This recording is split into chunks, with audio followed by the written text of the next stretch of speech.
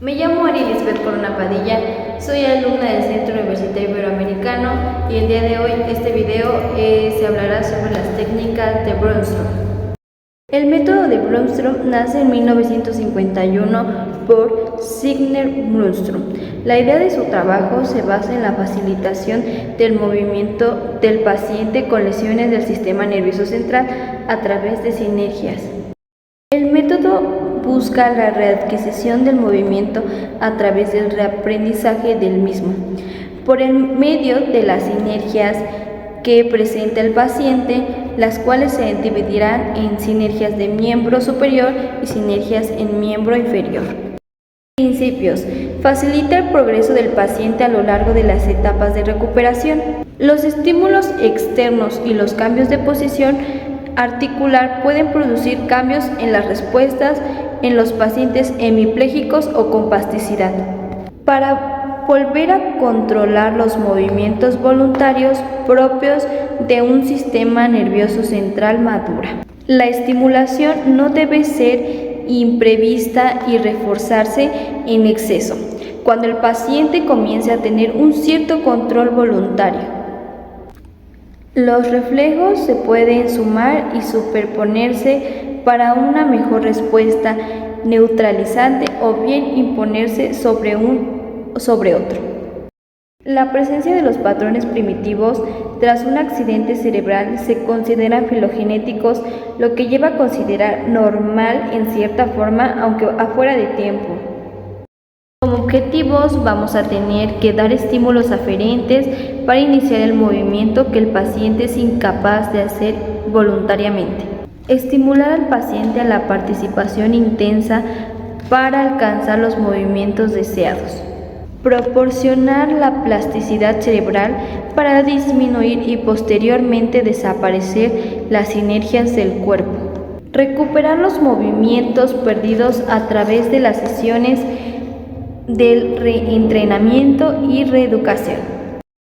Para lograr los objetivos de este método nos valemos de elementos de reflejos destacados, como, por ejemplo, reflejos tónicos cervicales simétricos y asimétricos, reflejos tónicos laberínticos, reflejos tónicos lumbares, estímulos musculocutáneos, reacciones asociadas, respuestas de reflejo de la mano. Características. El tratamiento es individual, va a haber combinaciones de técnicas propioceptivas y exteroceptivas, facilitación central e inhibición, estiramiento de los músculos seleccionados, incluyendo el fortalecimiento y el golpeteo ligero. Brøndstrup concretó que era posible en ciertos casos la detección de la evolución en algunos de ellos, siendo el periodo más complicado de la fase 3 y el paso 4.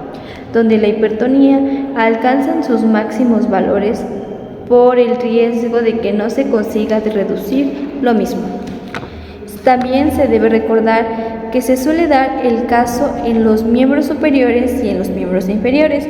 Se encuentran en fases de recuperación diferentes, siendo el más favorable en términos generales la del miembro inferior. La escala de Brøndstrup se divide en 7 fases.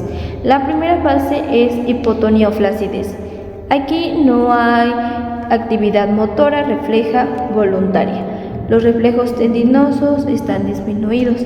En la fase 2 comienza la espasticidad, reflejos tendinosos vivos, componentes sinérgicos esbozados. En la fase 3 consigue el control voluntario y parcial de algunas sinergias básicas. La hipertonía está en su máximo nivel. En la fase 4, inicio de combinaciones de movimiento. La hipertonía comienza a descender. En la fase 5, aquí hay combinaciones más complejas. Descanso de la influencia sinergia. En la fase 6, la hipertonía desaparece. Aquí se realizan movimientos aislados. En la fase 7 no hay diferencia con el lado contrario. Fase 1. Se nota una gran flacidez, existe imposibilidad de un movimiento involuntario en las extremidades afectadas.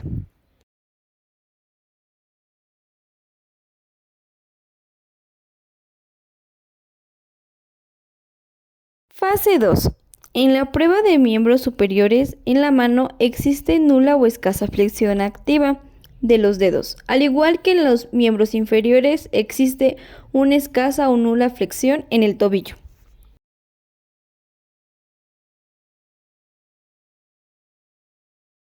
Fase 3.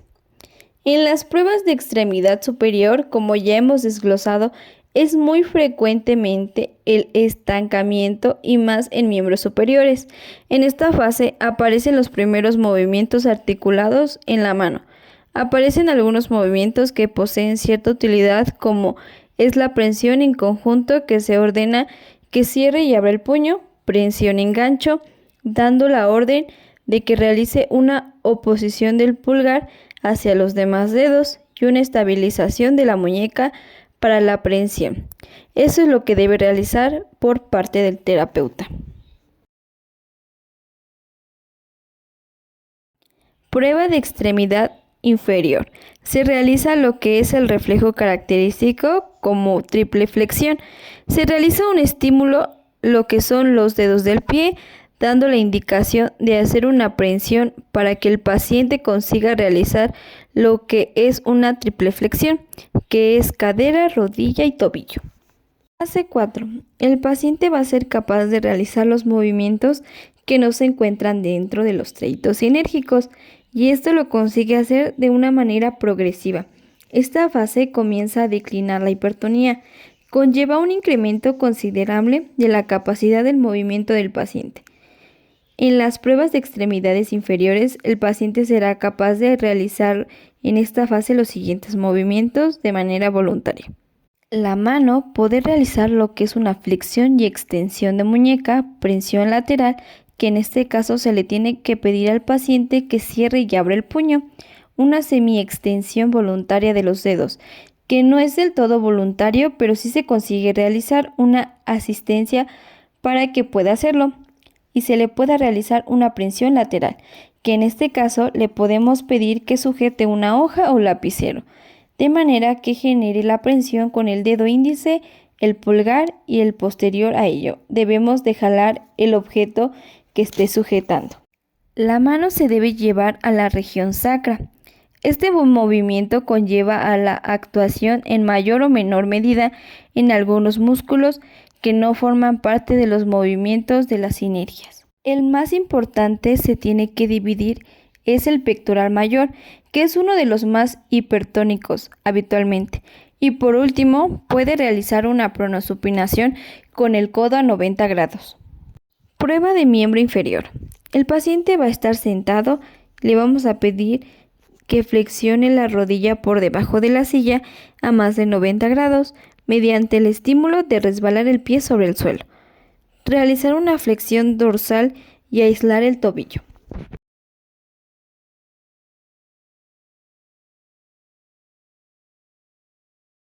Fase 5.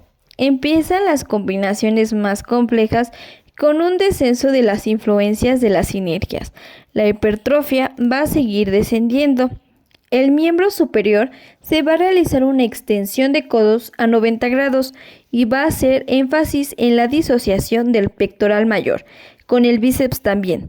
Se va a realizar una flexión de hombros a 90 grados con una extensión también, la pronosupinación de codos. La mano se va a realizar la presión palmar, prensión esférica y prensión cilíndrica, al igual que la extensión voluntaria de los dedos. Y el de los miembros inferiores se va a trabajar la flexión de rodilla y se realizará una flexión dorsal del tobillo.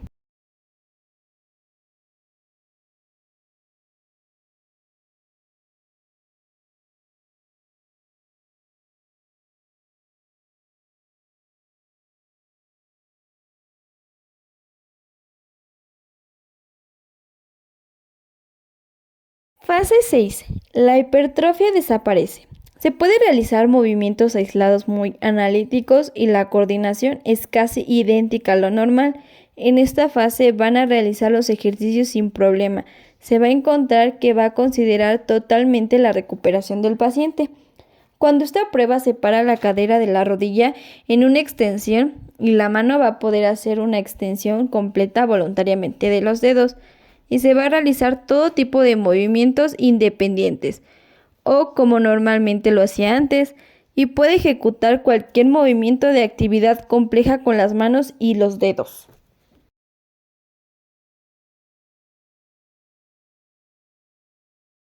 Fase 7.